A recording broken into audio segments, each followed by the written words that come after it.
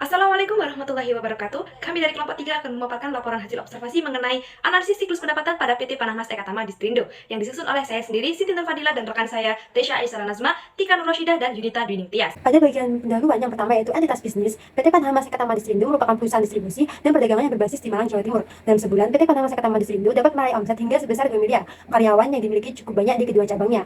Selanjutnya, pada bagian sejarah, PT Panama Ekatama Distrindo berdiri pada tahun 1998 yang merupakan anak perusahaan dari PT Panama Ekatama Group, sebuah perusahaan induk yang bergerak di bidang termasuk manufaktur, perdagangan, dan juga jasa. Perusahaan ini bergerak di bidang distribusi dan perdagangan dari PT Unichar Malaysia Tbk. Berikut ini merupakan struktur organisasi perusahaan dan entitas bisnis. Untuk menjalankan usahanya, PT Panama Ekatama Distrindo memiliki modal yang berasal dari modal pemilik dan juga utang bank. Kegiatan bisnis pada PT Panama Ekatama Distrindo yang pertama yaitu siklus pendapatan atau penerimaan, yang kedua siklus pengeluaran, yang ketiga siklus sumber daya manusia atau penggajian, dan yang terakhir yaitu siklus pembiayaan. Baik, sebelumnya siklus penerimaan atau pendapatan adalah barang atau jasa dijual untuk mendapatkan uang tunai atau janji untuk menerima uang tunai di masa depan atau penjualan kredit. Oke, masuk ke analisis. Tahapan siklus pendapatan pada PT Panama Ekatama Distrindo dimulai dari yang pertama, penjualan dapat dilakukan dengan tunai maupun kredit dengan berbagai syarat dan ketentuan untuk penjualan kredit. Yang kedua, perusahaan juga memiliki ketentuan potongan harga untuk setiap pembelian minimal 1 juta rupiah.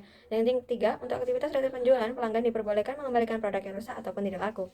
Pada aktivitas penagihan piutang, yaitu berasal dari penjualan kredit, pembayaran piutang untuk pelanggan yang melakukan pembelian tunai wajib melakukan pembayaran pada kasir atau pengiriman. Sedangkan bagi pelanggan kredit dapat dilakukan di sales atau kolektor. Siklus pendapatan umumnya terdiri dari 4 aktivitas dasar, yaitu yang pertama, entry pesanan pelanggan, yang kedua, pengiriman, yang ketiga, penagihan, dan yang keempat, penerimaan atau pengumpulan kas. Untuk alur dari penerimaan atau pendapatan pada PT Panama Ekatama Distrindo dapat dijelaskan seperti pada flowchart berikut ini. Akan kami rincikan dari masing-masing siklus pendapatan tadi.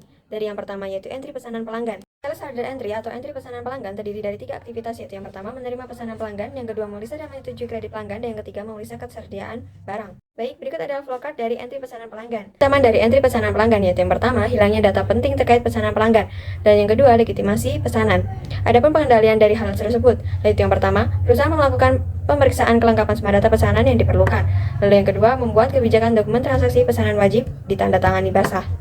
Baik, untuk siklus selanjutnya akan dijelaskan oleh teman saya Tika Nur Rosyidah. Itu merupakan flowchart dari proses pengiriman. Aktivitas pengiriman terdapat beberapa ancaman, yaitu jenis barang yang dikirim tidak sesuai, keterlambatan pengiriman, pencurian, jumlah barang yang dikirim tetap kurang dari jumlah sebelumnya. Mengenai ancaman tersebut, maka PT Panama Ekatama Distrindo melakukan mengenali ancaman. Kemudian untuk ancaman pertama yaitu diterapkannya teknologi barcode sehingga barang yang akan dikirim tidak akan salah. Kemudian ancaman kedua yaitu dengan menerapkan sistem RFID. Ancaman ketiga yaitu dengan melakukan stock option setiap bulannya untuk mengontrol stok. Dengan ancaman keempat yaitu perusahaan akan mengecek terlebih dahulu kekurangan tersebut merupakan kesalahan dari pelanggan atau perusahaan. Apabila kesalahan dari pelanggan, maka kerugian tersebut akan ditanggung oleh pelanggan. Tapi apabila kesalahan tersebut dari perusahaan, maka perusahaan akan bertanggung jawab dengan biaya seluruh barang tersebut. Selanjutnya yaitu penagihan. Untuk flowchart bisa teman-teman baca pada laporan yang telah kami kumpulkan. Ancaman dari penagihan yaitu pada saat toko telah ada janji untuk membayar di hari yang telah ditetapkan tetapi malah tidak bisa membayar atau pihak toko ingin pembayarannya mundur. Yang kedua, sales diberikan uang palsu oleh pelanggan dan pelanggan kabur tidak membayar tagihan. Cara menangani, PT Panama memiliki tim kolektor untuk menagih hutang ke pelanggan yang tidak melunasi tepat waktu. Sales harus teliti dengan uang palsu, maka sales harus cek uang tersebut sebelum benar-benar pergi. Selanjutnya adalah membahas mengenai penerimaan atau pengumpulan kas, di mana pengumpulan kas ini adalah proses terakhir dari siklus pendapatan. Proses ini dimulai dari sales melakukan penagihan kepada pelanggan atau saat sales menyetorkan uang kepada kasir. Lalu kasir akan menyetorkan kas yang diterima pada hari itu kepada bank, dan kasir akan menerima bukti setor dari bank. Pada proses penerimaan atau pengumpulan kas terhadap beberapa ancaman yang dapat menghambat proses ini, diantaranya yaitu yang pertama, pencurian uang tunai, kesalahan dalam penagihan, kehilangan data, dan yang terakhir, lambatnya proses pembayaran. Oleh karena itu dibutuhkan beberapa pengendalian untuk meminimalisir ancaman ini dapat terjadi. Yang dapat dilakukan oleh PT Panama Ekatama Distrindo yaitu yang pertama, pemisahan tugas, yaitu diantaranya kasir yang menangani uang tunai dan yang melakukan otorisasi nota adalah orang yang berbeda. Ketika melakukan rekonsiliasi bank tidak hanya dilakukan oleh kasir saja, namun bersama-sama dengan admin inkasu. Dan yang kedua, untuk meminimalisir kehilangan data, kepala admin dapat melakukan backup data setiap harinya saat jam kerja akan selesai. Yang ketiga, dalam melakukan pengendalian ancaman kesalahan dalam penagihan, admin inkasu dapat mencocokkan kembali total faktur dengan total pengurangan akibat retur. Dan yang terakhir, pengendalian untuk pengaturan logbox bank atau penggunaan EFT, exchange fund transfer atau transfer dana elektronik, di mana pembayaran dapat dilakukan secara elektronik atau transfer kepada rekening PT Panama Ekatama Distrindo. Selanjutnya saya akan menyampaikan kesimpulan. PT Panama Ekatama Distrindo merupakan distributor PT Unichar Malaysia Tbk yang bergerak di bidang baby care, family care, dan healthcare. Sasaran penjualan PT Panama Ekatama Distrindo terbagi menjadi dua, yaitu GT, MT, dan sukses.